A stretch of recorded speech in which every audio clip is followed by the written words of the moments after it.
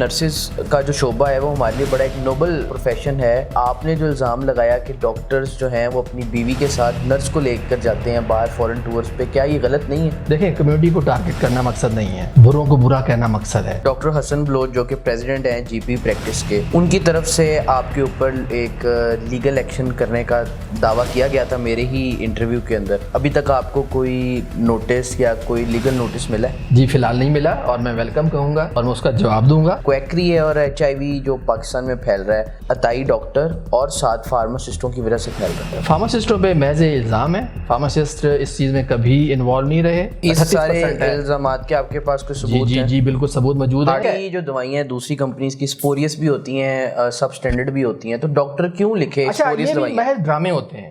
اب ہوتا کیا ہے کہ جو بڑی بڑی طاقتور کمپنیاں ہیں نا، جو اپنے آپ کو اسٹیبلش کر لیتی ہیں، وہ اپنے ڈاکٹروں کے قلم پہ آ جاتی ہیں پیسے دے کے، وہ کہتے ہیں اس کا بڑا اچھا معیار ہے. اب ایسے سالٹ ہیں جو کہ اب برانڈ کے بجائے اس کو جنریٹ کر دینا چاہیے. کچھ میری درخواستوں پہ جو ڈرائب کے ڈائریکٹر پرائسنگ ہے اس نے کچھ کیا بھی ہے. میں نے اس کے خلاف انکوائریز بھی کرائی، ان کو ایف آئی اے لاہور میں بھی بلایا کہ ڈرگ پرائسنگ پالیسی کے تحت یہ چیزیں جنریٹ ہونی چاہیے. بھی دیکھیں، میں تو اپنے طور پہ رول پلے کر سکتا ہوں نا، میں تو رسک لیتا ہوں کہ یار عام آدمی اگر مر جاتا ہے، اگر ہم انسان ہیں، انسانیت کے ناطے ہمیں یہ سوچنا پڑے گا کہ صرف کاروبار کرنا ہے. ٹھیک ہے، کاروبار کریں، منافع کمائیں، لیکن راتوں رات فارماسیوٹیکل کمپنیاں ڈاکٹروں کو پیسے لگا کے، کیونکہ فارماسیوٹیکل کمپنیاں جو اپنا بجٹ بناتی ہیں، اگر 1 ارب کی کمپنی ہے نا، اس کا 50% بجٹ جو ہے وہ سیلز اور مارکیٹنگ.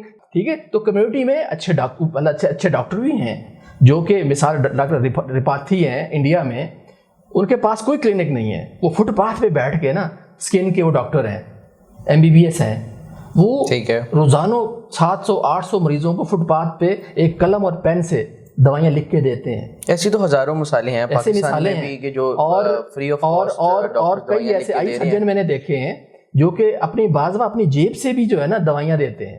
سیمپل وہ بیچتے نہیں ہیں کمپنیوں کے.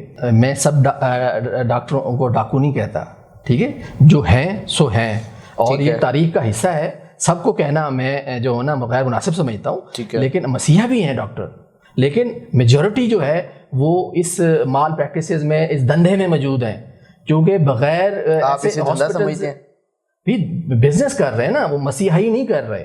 میجورٹی آف جو ڈاکٹرز جو ہیں وہ اپنے فارماسیوٹیکل کمپنی سے مفاد لیے بغیر دوائی نہیں لکھتے. یہ زد عام نہیں، اس کے ثبوت بھی موجود ہیں. کچھ جگہ پہ کیسز بھی چل رہے ہیں، اور کبھی چاہیں گے نا کہ اگر میں نے الزام لگایا ہے تو میں جو الزامات کے ثبوت بھی جو ہے نا میڈیکل ریپس کے پاس موجود ہیں، جو کہ وہ ڈاکٹروں کو جا کے دیتے ہیں، اور فارما کمپنیاں دیتی ہیں. بلکہ فارما کمپنیوں ابھی میں نے اپلیکیشن FBR میں دی ہوئی ہے کہ وہ انویسٹیگیٹ کریں. ڈاکٹروں کی جو کمیونٹی ہے نا ٹیکس دیتی ہے. بہت سارے بڑے بڑے جو ڈاکٹرز ہیں وہ کمپنیوں سے یا ہارڈ کیش لیتے ہیں آج کل، پہلے چیک لیتے تھے. اب انہوں نے یہ دھندا پکڑا ہے. جو کراچی کی بڑی بڑی کمپنیاں ہیں جن کی گروتھ جو ہے نا وہ 40% ہے، 45% ہے. اس سارے الزامات کے آپ کے پاس کوئی ثبوت ہے؟ جی بالکل ثبوت موجود ہے. ہارڈ کیش والے بھی موجود ہیں، ایسے گواہ موجود ہیں، وہ جو ہے نا آف دا کیمرہ آپ کو انٹرویوز دیں گے.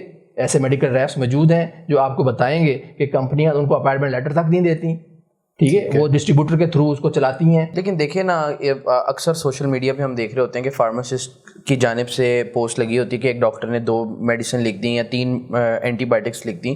لیکن یہ تو ایک ڈاکٹر بہتر فیصلہ کر پاتا ہے نا. ڈاکٹرز کہتے ہیں کہ ٹرپل رجیم بھی ہوتی ہے، ڈبل اینٹی بائیوٹک بھی دینی ہوتی ہے. یہ تو ایک ڈاکٹر کو زیادہ بہتر نہیں پتا کہ کون سی میڈیسن دینی ہے. نہیں، اکثر ڈاکٹر جو ہے نا، دیکھیں ان کو ٹیسٹ کروا کے نا مریض کو آیا کہ ضرورت بھی ہے یا اس اینٹی بائیوٹک کی نہیں ہے. ایک تو یہ ہے. دوسرا یہ ہے کہ وہ صرف فارما کمپنیوں کا ٹارگٹ پورا کرنے کے لیے ان کے نسخوں میں ایسے ہزاروں نسخے موجود ہیں. اس پہ میں نے کام کیا ہے. سینکڑوں نسخے میرے پاس موجود ہیں جس میں ڈاکٹروں نے غیر ضروری دوائیاں لکھی ہیں. ایک سوشل میڈیا پہ ایک ڈاکٹر صاحب ہیں جو کہ اپنی پروڈکٹس بنوا بھی رہے ہیں اور اس کی پروموشن بھی کر رہے ہیں اور بیچ بھی رہے ہیں. کیا وہ ٹھیک ہے؟ کیا ایک ڈاکٹر کسی پروڈکٹ کی پروموشن کر سکتا ہے سوشل میڈیا پہ؟ نہیں کر سکتا. ہمارے جو واضح قوانین موجود ہیں کہ ایک دوا یا لک لائک فارماسیوٹیکل پروڈکٹ، ٹھیک ہے، جو انڈیکیشنز اگر اس میں بتاتے کہ فلاں علاج کے لیے ہے. جب کوئی چیز کوئی ڈاکٹر یا کوئی عام بندہ یا ایسی ویڈیو بناتا ہے جس میں وہ دوائی کے طور پہ پیش کر رہا ہے، سپلیمنٹ کے طور پر بھی، یا مطلب اس کی بھی حدود و قیود ہیں، لیکن دوا کے طور پہ کسی بھی سپلیمنٹ کو بیچنا علاج کے لیے بیچنا غیر قانونی ہے. اچھا، اور ڈرائب سے جو ڈرگ ایکٹ 1976 کا، ڈرائب ایکٹ 2012 کا قانون بالکل واضح ہے، اور اس پہ ڈرگ اتھارٹی انتباہ بھی جاری کر چکی ہے، وارننگ جاری کر چکی ہے کہ اس طرح کی چیزوں پہ اب بلکہ پی ٹی اے اور جو ہے نا پی کا ایکٹ اس پہ لگنے جا رہا ہے بہت ساری کمپنیوں کے خلاف جو کہ اس طرح کی غلط کر کے. اس پہ میں نے اپلیکینٹ ہوں، میں نے ڈرائب کو لکھا ہے اور اداروں کو لکھا ہے کہ جو نیم حکیم خطرہ جان ہیں، ایسے ہزاروں جو ہے نا چل رہے ہیں. اب جب کیونکہ پاکستان میں سینافیل سائٹریٹ اور ریلافیل کی رجسٹریشن ہو چکی ہے، اور ایک چیز جائز ایک رجسٹریشن میں ہے وہ ڈوز جو ہے نا مینٹینڈ ہے. اب جو جعلی نیم حکیم دیکھو جعلی بیچ رہے ہیں، پھر اس میں جو ڈوز ہے نا اوور ڈوز کرتے ہیں، اور بہت سے لوگوں کے گردے، ہارٹ اٹیک. نور صاحب یہ بتائیں کہ جو سوشل میڈیا انفلوئنسرز ہیں، ٹک ٹاکرز ہیں، وہ جو سوشل میڈیا پہ آ کے میڈیسن کی پروموشن کرتے ہیں ڈفرینٹ پروڈکٹس، ان کے لیے جو قانون میں جو سزا ہے وہ کیا ہے؟ اس میں جو غیر قانونی پروموشن ہے نا، وہ ایک تو دوا کے نام پہ بیچ رہے ہیں، یا نیوٹریشنل جو سپلیمنٹ کے طور پہ بھی سپلیمنٹس کی رجسٹریشن ہوتی ہے ڈرائب میں، ان رجسٹرڈ دوائی کو پروموٹ کرنا.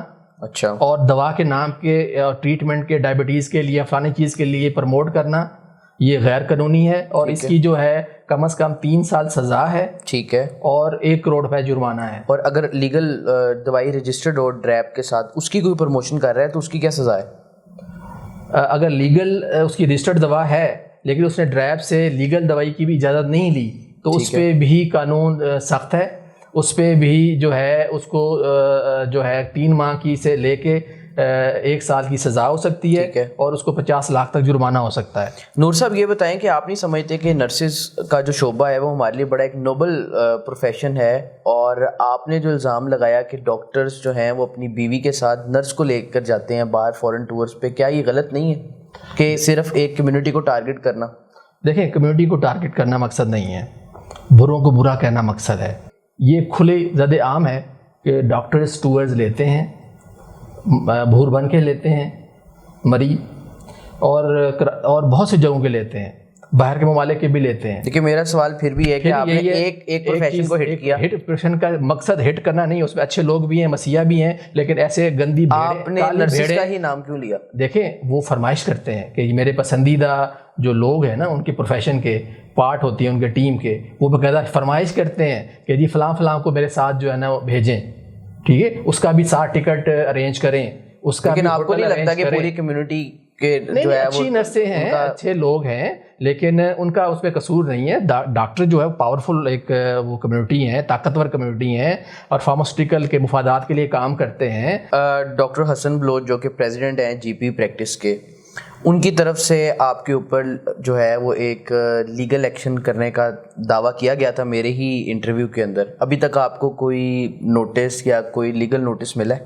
جی فی الحال نہیں ملا، اور میں ویلکم کہوں گا اور میں اس کا جواب دوں گا.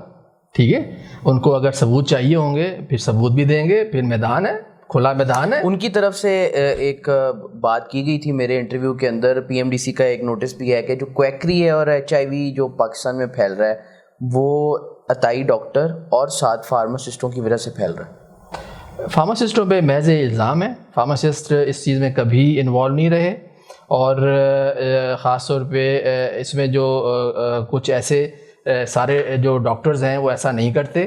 کچھ کالی بھیڑیں ہیں وہ کیا کرتے ہیں کہ دیہاتوں میں عطائی جو ہے نا وہ اس کو ڈاکٹر نہیں کہنا چاہیے، عطائی کہنا چاہیے. پروفیشنل ڈاکٹر یا پروفیشنل فارماسسٹ کبھی بھی قانون کو ہاتھ میں نہیں لے گا. جو کوئی ڈسپینسر ٹائپ یا غلط لوگ ان رجسٹرڈ ہوگا وہ کیا کرتے ہیں کہ ایک ہی جو آٹو ڈسیبل سرنج کے بجائے جو ایک ہی سرنج کو دوسرے لوگوں کے لگا دیتے ہیں. اور میں نے کوشش کر کے جب آج سے 6 سال پہلے لڑکانہ میں HIV کا کیس آیا تو میں نے ڈرائب کو لکھا، میں نے منسٹری آف ہیلتھ کو لکھا کہ پابندی ہونی چاہیے، آٹو ڈسیبل سرنج ہی صرف ہونی چاہیے جو 1 ٹائم یوز کے بعد لاک ہو جائے اور ختم ہو جائے. ٹھیک ہے، اور خاص طور پہ سرنج کو ضائع کرنے کا جو ہے ہر جگہ پہ انسٹرومنٹ ہونا چاہیے کہ سرنج ضائع ہو. ٹھیک ہے، تو اب اس پہ جو ہے نا پوری طرح عمل کرانا جو ہے وہ پنجاب ہیلتھ کیئر کمیشن کا بھی رول ہے. خاص طور پہ پنجاب کے جو پسماندہ جنوبی پنجاب کے پسماندہ ترین علاقے ہیں وہاں پہ تو بالکل ہی حالات بہت ماٹھے ہیں, پتہ نہیں لگتا ہی نہیں لگا کہ وہ پنجاب کا حصہ ہے.